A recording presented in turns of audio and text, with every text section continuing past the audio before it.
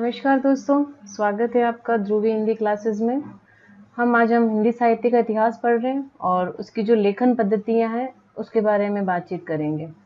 सबसे पहले हम देखेंगे वर्णानुक्रम पद्धति। जैसे कि जो गार्हस्थ्य तासी थे और जो शिव सिंह सेंगर थे, इन दोनों रचनाकारों ने इस पद्धति का अपने जो इतिहास ग्रंथ है उसमें उपयोग किया। वर्णानुक्रम पद्धति में ये होता है कि जैसे जो आप वर्ण के हिसाब से जो अल्फाबेटिकल होता है उसके हिसाब से, जैसे क, ख, ग ऐसे। तो इसमें जो जैसे कबीर और केशव थे, उन दोनों को क्या करा इन्होंने एक साथ रखा। और जबकि ये आपको पता है कि केशव अलग विचारधारा के थे और जो कबीर थे वो अलग एक भक्ति काल से संबंधित थे, तो दोनों एक साथ रखना ये इनकी सबसे बड़ी गलती रही थी। और जो काल क्रमानुसार पद्धति है, इसके हिसाब से इन्होंने तिथि क्रम तय किया था। जो ग्रियर्सन, ये इनका बहुत अच्छा माना हुआ है। ग्रियर्सन को इन्होंने जो रचना लिखी थी अपनी the modern vernacular literature of Hindustan, इनकी बहुत ही मान्य और प्रामाणिक रचना मानी जाती है, क्योंकि इन्होंने एकदम तिथि के हिसाब से समय कालक्रम अपनी युगीन जो परिस्थितियां थी उसके हिसाब से इन्होंने बहुत अच्छा काम किया। और जो मिश्र बंधु थे, इन्होंने भी यही पद्धति अपनाई थी। वैज्ञानिक पद्धति है और इसमें गणपति चंद्र थे, नगेंद्र थे, आचार्य प्रसाद द्विवेदी थे। और इन्होंने जैसे विधेयवादी पद्धति, ये अपने हिंदी साहित्य के इतिहास की एक मान लो ये आधारभूत थी जो इन्होंने रामचंद्र शुक्ल ने की थी।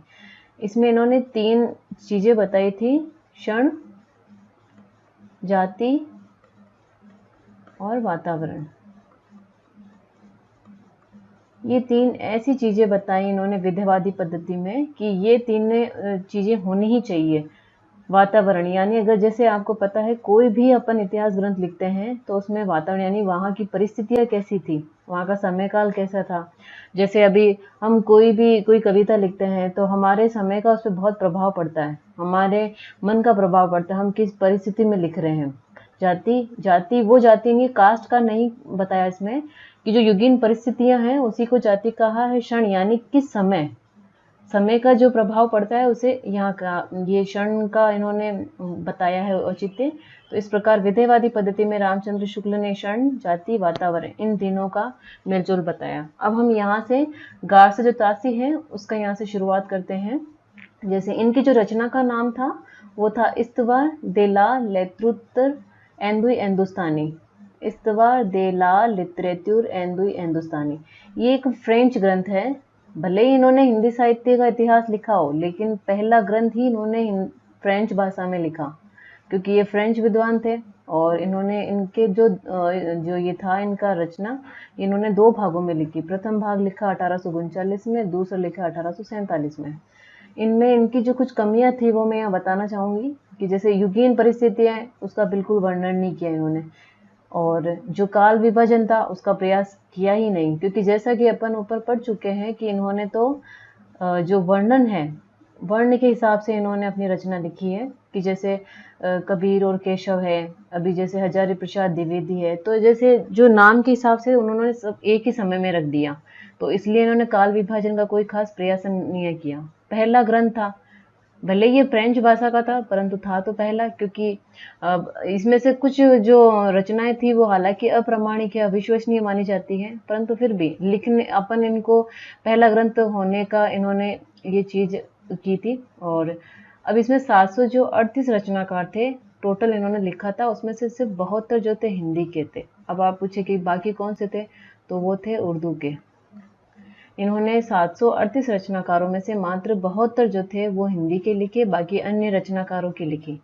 इसलिए इनकी जो कमियां थी कुछ, और उसके बावजूद भी इनको जो पहला ग्रंथ है वो इनको प्राप्त है। दूसरा है हमारा शिव सिंह सेंगर, इनकी रचना का नाम है शिव सिंह सरोज। इन्होंने अपने ही नाम से अपने ग्रंथ का नाम लिख दिया, क्योंकि शिव सिंह सेंगर इनका खुद का नाम था और शिव सिंह सरोज इनकी रचना का नाम था। इन्होंने लिखी थी 1883 में, 1883। इसमें कुल मिला के लगभग 1000 कवियों का जीवन चरित्र है, यानी इन्होंने 1000 कवियों का बारे में वर्णन किया है। लेकिन वर्तमान में जो अधिकांश कवि हैं वो अविश्वसनीय माने जाते हैं। उसमें से कुछ अप्राप्य हैं, अभी वर्तमान में है नहीं, उनके बारे में कुछ खासा अधिक जानकारी भी हमें मिलती नहीं है। तो ऐसे करके इन्होंने 1000 कवियों का मतलब अभी वर्तमान तक, जैसे फ्रेंच के बाद में जो गार्सा जो तासी था, उसके बाद में इन्होंने जो दूसरा लिखा था वो इन्होंने लिखा। अब तीसरे नंबर पे अपन के आते हैं सर जॉर्ज ग्रियर्सन। इन्होंने लिखा था 1888 में, 1888 में। इनकी रचना का नाम है the modern vernacular literature of Hindustan.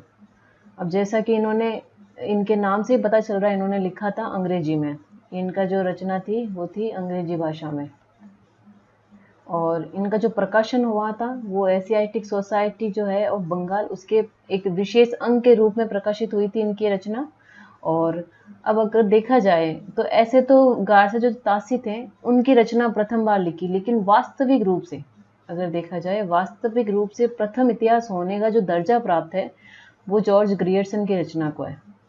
अगर आपसे पूछा जाए कि वास्तविक रूप से हिंदी साहित्य की इतिहास पहले किसने लिखा, तो सर जॉर्ज ग्रियर्सन लिखना। और अगर जो गार्सा जो तासी आए, तो वैसे दोनों ऑप्शन में आएंगे नहीं, सर जॉर्ज ग्रियर्सन और जो तासी, ये दोनों आएंगे नहीं, लेकिन आते हैं तो वो साफ साफ शब्दों में लिखेगा कि वास्तविक रूप से कौन है, तब हमें सर जॉर्ज ग्रियर्सन कहना। इन्होंने जो अपनी पूरी रचना थी उसको 11 अध्यायों में विभाजित किया। जैसे विक्टोरिया का काल है, और जायसी का जो है उस पे पूरा एक इन्होंने काल विभाजन कर दिया, तुलसीदास पे करा इन्होंने, और ऐसे करके इन्होंने 11 खंड लिखे। और जो लास्ट का था वो अन्य के नाम से करके इन्होंने 11 खंडों में विभाजित किया। भाषा जैसा कि बता ही चुकी हूँ मैं आपकी, अंग्रेजी थी इनकी। और युगीन जो परिस्थितियां हैं उसका बहुत अच्छा खासा इन्होंने वर्णन करने की कोशिश की है। जैसे कि जो तौसीन नहीं कर पाए थे। चौथा है अपने मिश्र बंधु। इनमें सबसे पहले तो मिश्र बंधुओं के हमसे पहला सवाल यही पूछा जाता है कि ये 3 भाई थे और इनका नाम क्या था। जैसे सुखदेव बिहारी, श्याम बिहारी और गणेश बिहारी, ये इन तीनों भाइयों के नाम थे। मतलब मिश्र बंधु ये सम्मिलित रूप से जाने जाते हैं, इनके नाम ये थे। अब इनकी जो रचना थी मिश्र बंधु विनोद, मिश्र बंधु विनोद, ये इनकी रचना का नाम था। ये 4 भागों में लिखी गई थी। पहले के जो 3 भाग थे, यानी कि 1, 2 और 3, ये लिखे थे 1913 में। और जो चौथा भाग था इनकी रचना का वो लिखा 1914 में। और लगभग इन्होंने 5000 कवियों का, मतलब अभी तक जितने भी रचना हुई उनमें सबसे बड़ा बृहद ग्रंथ अगर देखा जाए तो इनका यही था। 5000 कवियों का जीवन चरित्र इन्होंने लिखा है।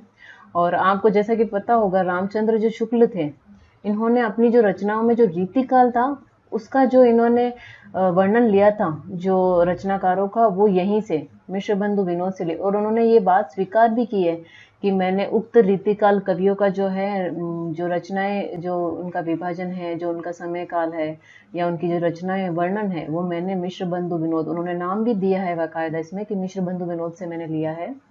तो इनकी रचना अब स्वयं में ही प्रमाणिक हो गई, क्योंकि रामचंद्र शुक्ल जैसे आपको पता है अपने हिंदी साहित्य इतिहास के आधार है। अगर इनको ना पढ़ा जाए तो हिंदी साहित्य इतिहास पढ़ ही नहीं सकते हम। तो इन्होंने अगर इनका वर्णन किया है तो देखा जाए तो ये अपने आप में ही स्वयं ही प्रमाणिक हो गए। अब हमारे सबसे खास महत्वपूर्ण आते हैं रामचंद्र शुक्ल।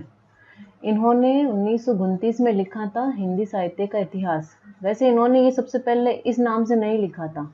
इन्होंने हिंदी जो शब्द सागर भूमिका थी उसके रूप में इन्होंने हिंदी साहित्य का इतिहास लिखा था। भूमिका यानी आप कोई देखते हुए किताब, जब भी कोई किताब में तो पहले उनकी भूमिका लिखी जाती है कि इस कवि, इस जो बुक में है ये है वो है। तो इन्होंने इतनी बड़ी एक किताब भूमिका के रूप में लिख दी और आगे जाके इसको स्वतंत्र रूप इन्होंने फिर हिंदी साहित्य के इतिहास, ये किताब इन्होंने 1929 में दी। दोहरा नामकरण कैसे? दोहरा नामकरण ऐसे है कि जैसे आपको पता है आदिकाल, जैसा कि हम शुरुआत जब हिंदी साहित्य का इतिहास पढ़ते हैं तो हम शुरू ही यहीं से होते हैं, आदिकाल से। फिर हम भक्ति काल पढ़ते हैं, फिर रीतिकाल पढ़ते हैं, फिर गद्य काल में अपन आधुनिक काल में भारतेंदु काल, द्विवेदी काल, छायावाद काल, प्रगतिवाद, ऐसे ये सब करके हम आगे पढ़ते हैं। तो इन्होंने करा आदिकाल जो है उसका नाम वीर काल दिया, क्योंकि इसमें आपको पता हो तो रासो ग्रंथ भी हैं। और इन्होंने जो समय तिथि मानी है 1050 से 1375 विक्रम संवत। इन्होंने जो ये दोहरा नामकरण दिया, इसीलिए दोहरा नामकरण कहते हैं, क्योंकि आदिकाल को वीरकाल कहा, तो ये दोहरा नामकरण हुआ। फिर उन्होंने जो मध्यकाल था उसको 2 भागों में विभाजित किया, पूर्व मध्यकाल और उत्तर मध्यकाल।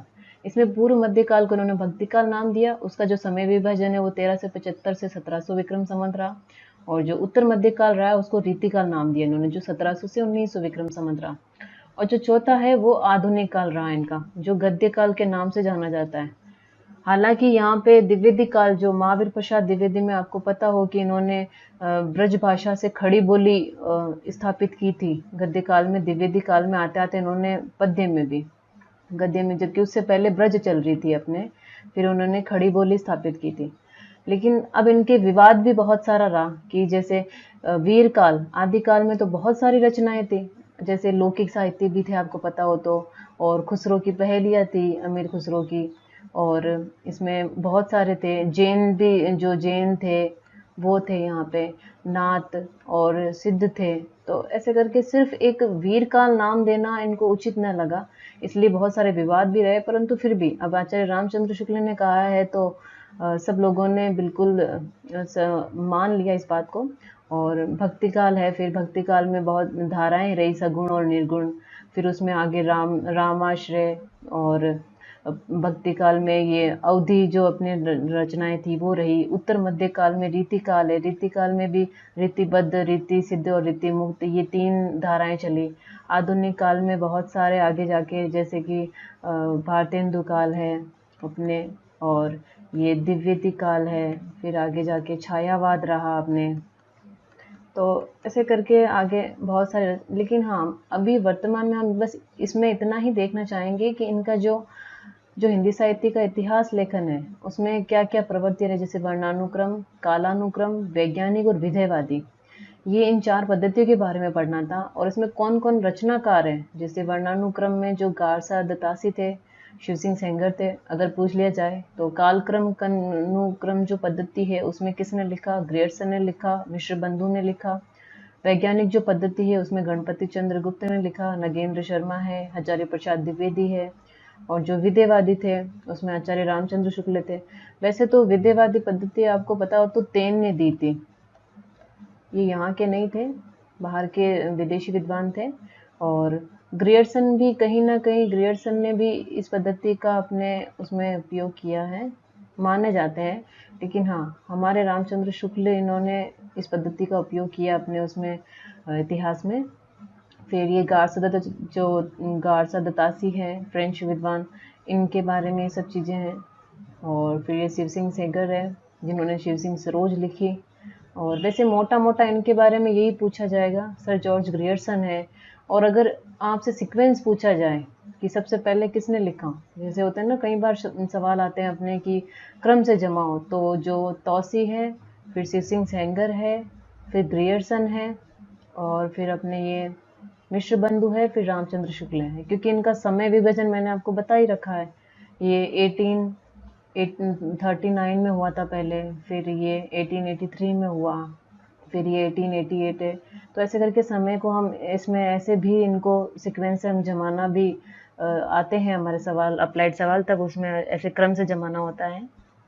चलो ठीक है, मिलते हम नेक्स्ट वीडियो में एक नए टॉपिक के साथ, और इसी के आगे का ही हम आगे पढ़ेंगे और डिटेल से। Thank you so much.